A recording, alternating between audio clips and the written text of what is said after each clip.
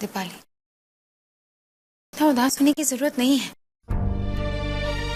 देखो, स्वरा आदित्य का अतीत है जो अभी खत्म हो गया है। क्या आपको वाकई में ऐसा लगता है कि स्वरा ने जानबूझकर आदित्य को अपना अतीत बनाया? बहनी, अगर स्वरा चाहती ना तो आज भी आदित्य की जिंदगी में होती, लेकिन सिर्फ इस परिवार के लिए उसने आदित्य को छोड़ दिया। उनकी जिंदगी से दूर चली गई। वो स्वरा ने ही त्याग किया है बहनी। मैं जानती हूँ, लेकिन आदित्य ये सब नहीं जानते हैं।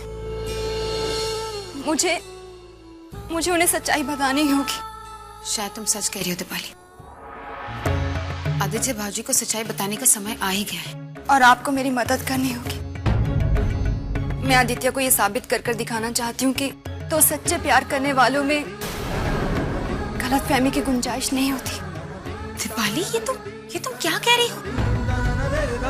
आदित्य भाऊजी को सच्चाई के बारे में पता चली है, ये सब तो ठीक है, लेकिन तुम प्यार की बातें क्यों कर रही हो दीपाली?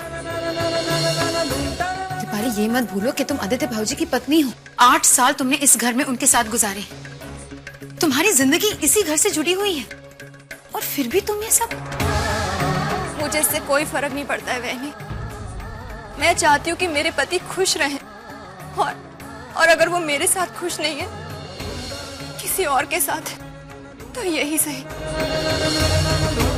बहनी, मुझे एक आपसे वादा चाहिए कि आप मेरी मदद करेंगी और ये बात किसी और को नहीं बताएंगी। वादा कीजिए ना। ठीक है दीपाली।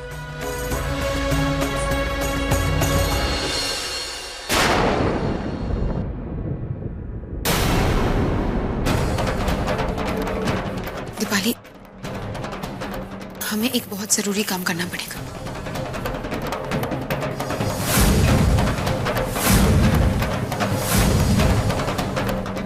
हमें ये काम करना ही पड़ेगा।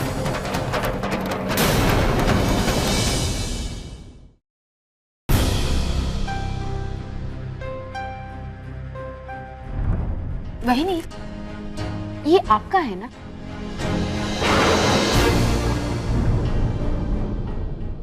हाँ, ये मेरा मतलब है। तुम कहना क्या चाहती हो? मैं कहना क्या चाहती हूँ ये तो आपको अच्छी तरह से पता है, लेकिन मैं करने क्या वाली थी वो मैं आपको बता देती हूँ। मैं एक्चुअली आपके रूम में गई थी ये निकालने के लिए। क्या? इसका मतलब तुमने मेरी अलमारी? वही नहीं, अब आपके साथ रहकर तो थोड़ी बहुत हेराफेरी मैंने भी सीख ली। लेकिन मैं कुछ सोच रही थी कि स्वरा जब दीपाली की पार्टी में आई थी तो उसके हाथ में तो कुछ था ही नहीं, तो फिर उसके नाम का गिफ्ट दीपाली तक कैसे पहुंचा? और आप तो जानती हैं ना कि आपके अलावा मैं किसी और पे शक नहीं कर सकती। और मैं आपको और कुछ दिखाती हूँ। ये याद है ना आपको, शगुन की ज्वेलरी जिसे चुराने का इल्जाम आपने स्वरा पर लगाया था, ये भी मिला मुझे। दीप्ति, रागिनी, क्या बात है? तुम ऐसे परेशान क्यों लग रही हो? आई साहब, रागिनी वही तो परेशान होगी ना। इनकी पोल जो खुल रही है। आई साहब, जिन तस्वीरों की वजह से आदित्य भाऊजी और स्वरा की शादी के बारे में दीपाली को पता चला, ये रागिनी वही ने बनवाई थी।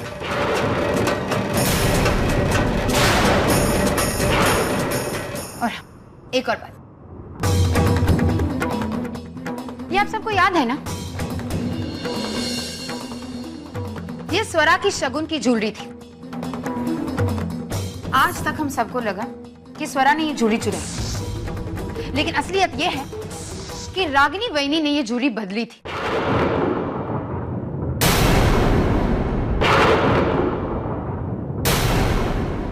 माफ करना ऐसा, लेकिन 8 साल से हम सबको लगा कि स्वरा बुरी है, कि वो इस घर की बहू बनने की लायक ही नहीं। लेकिन सच ये है। दीप्ति, ये सब क्या कह रहे हो? एक मिनट वहीं। आदित्य भाऊजी और स्वरा की शादी रागिनी वहनी की वजह से टूटी थी। और फिर वहिनी ने दीपाली को यहाँ लेके आई और दीपाली को एक नौकरानी की तरह रखा।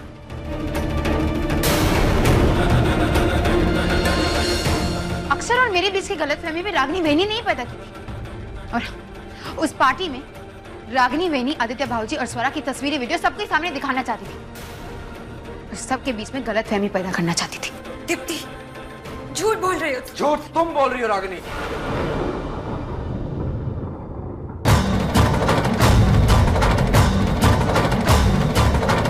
क्योंकि इस बात का गवाह खुद मैं हूं।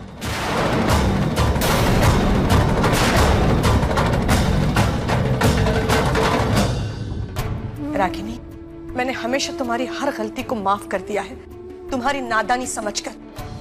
लेकिन तुम इस हद तक गिर सकती हो, मैंने कभी नहीं सोचा था रागिनी। लोग घर की बहू को घर की लक्ष्मी कहते हैं, लेकिन वो अगर तुम्हें देखेंगे तो उनका इस बात पर से विश्वास ही उड़ जाएगा। मैंने हमेशा तुम्हें अपनी बहू नहीं, अपनी बेटी माना है। लेकिन मैं अपने वो विचार वापस लेती हूं।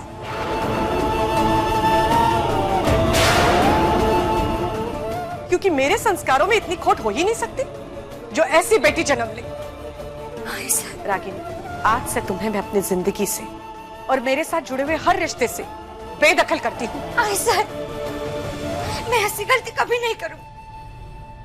अपने बेटे को माफ कर दीजिए। अन्ना साहब, आयशा,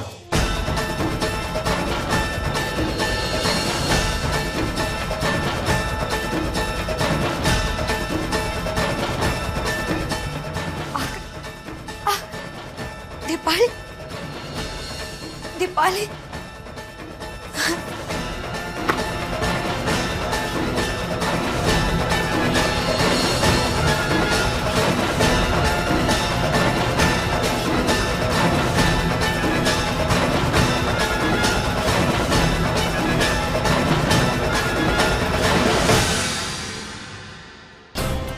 आयुष, मुझे माफ कर दीजिए।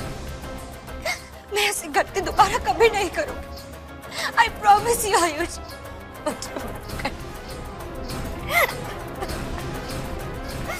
रागिनी, एक बहुत पुरानी कहावत है कि जो दूसरों के लिए गड्ढा खोदते हैं ना, एक दिन वो खुद उसमें गिर जाते हैं। अब तुम्हारी मदद कोई नहीं करेगा रागिनी।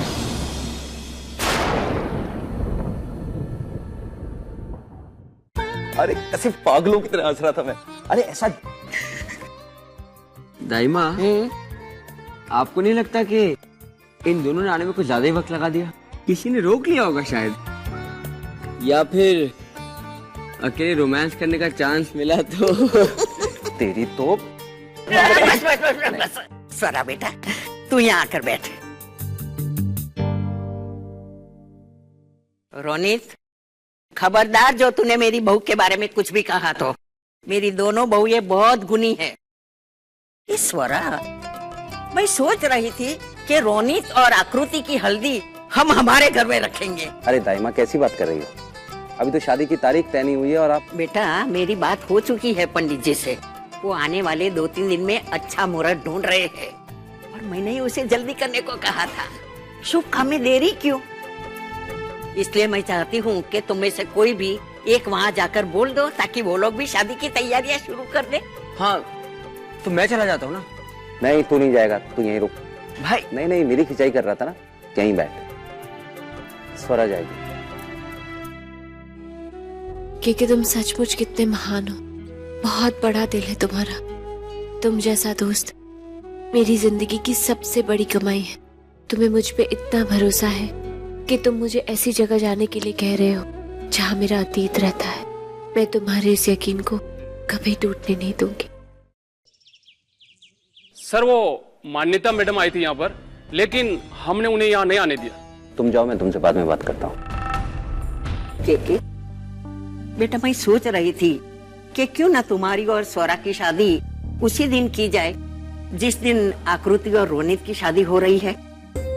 देखो बेटा, एक बार स्वरा हमारे घर की बहुनारी बनकर आ जाएगी मान्यता के इस घर में आने के सारे रास्ते बंद हो जाएंगे। बहुत दिनों के बाद मेरे घर के दरवाजे पर खुशी आई है। मैं उसे खोना नहीं चाहती और कोई खतरा उठाना नहीं चाहती।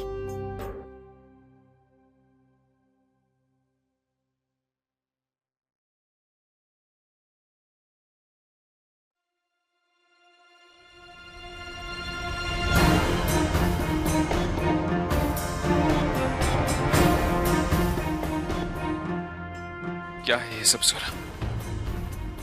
क्या चाहती हो तुम? स्वरा, मैं तुम्हें पहचान नहीं पा रहा हूं। स्वरा, तुम वही स्वरा हो जिसने पैसों की खातिर मुझे छोड़ दिया था। तो फिर अचानक से तुम इतनी अच्छी कैसे हो गई? मेरी बहन की जिंदगी बचाने के लिए एक अमीर आदमी के साथ तुम अपना रिश्ता तोड़ने के लिए तैयार कैसे हो गई? स्वरा, क्यों मेरे परिवार के लिए इतना कुछ कर रही हो तुम? स्वरा, ये सच है या एक धोखा है? स्वरा, स्वरा, मेरी बात का जवाब दो। ये कौन सा रूप है तुम्हारा? अरे स्वरा, बेटा तुम यहाँ कैसे? दरअसल वो दाइमा ने मुझे यहाँ भेजा है। वो चाहती है कि रौनक और आकृति की हल्दी और मेहंदी की रस्म हमारे यहाँ हो, इसीलिए मैं आप सबको न्योता देने आई हूँ, अगर आप लोगों को कोई ऐतराज ना हो तो। अरे नहीं बेटा, हमें ऐतराज किस बात का? तुम दाई माँ को हमारी तरफ से बता दो, इस शादी को लेकर वो जो भी फैसला चाहे ले सकती है, हमें सब कुछ मंजूर है। मैं अभी चलती हूँ। स्वरा, चाय तो पी के जाओ। अभी मुझे बहुत काम है, मैं फिर कभी आऊंगी। चलती हूँ।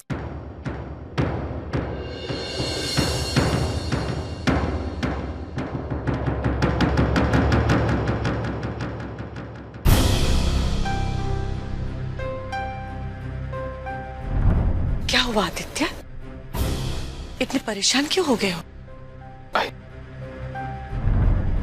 आई मैं स्वरा को पहचान नहीं पा रहा हूं। ये सब जो कर रही है वो क्या वो सच्चाई है या एक नाटक है? आई स्वरा कोई नाटक नहीं कर रही आदित्य।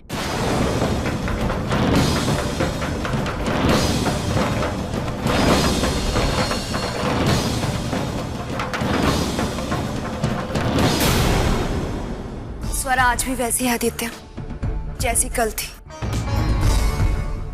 बस आपका नजरिया बदल गया।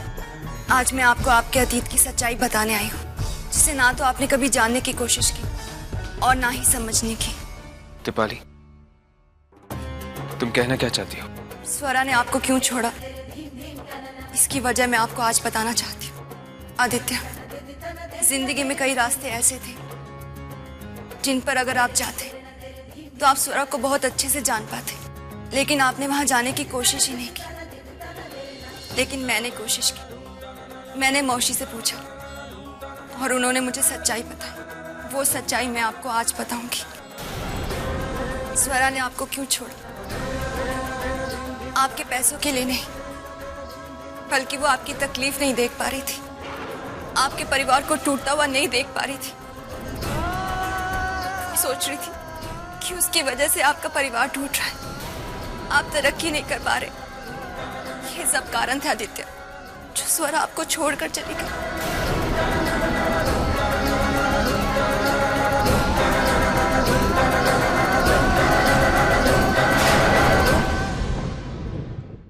दीपाली बिल्कुल सच कह रही है।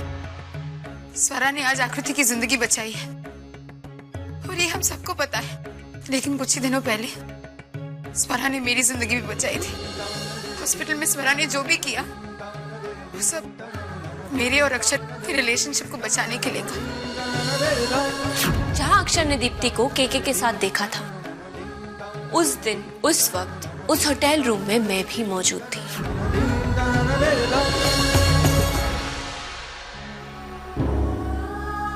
आदित्य बेटा, शायद तुझे इनकी बात पर यकीन नहीं आ रहा है, लेकिन तू मेरी बात पर यकीन कर सकता है। तू ये सोचता है ना कि तेरा घर तेरी जिंदगी, तेरा संसार, सब कुछ स्वरा ने बर्बाद किया है। नहीं बेटे, उसने नहीं बर्बाद किया है। स्वरा को तुझसे दूर रखने में मेरा भी बहुत बड़ा हाथ है बेटा। लेकिन आज स्वरा का बड़प्पन देखकर मुझे अपने उस किए पर बहुत पछतावा हो रहा है। उस दिन स्वरा पैसे लेकर तुम्हें जेल से छुड़ाने आई थी बेटा, मैंने भी उसे देखा था। लेकिन मैंने ये बात तुमसे जानबूझकर छुपाई।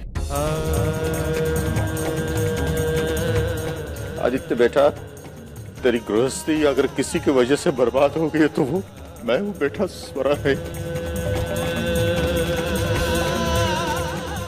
मुझे माफ कर दो बेटा, मुझसे बहुत बड़ी गलती हो गई, मुझे माफ कर दो।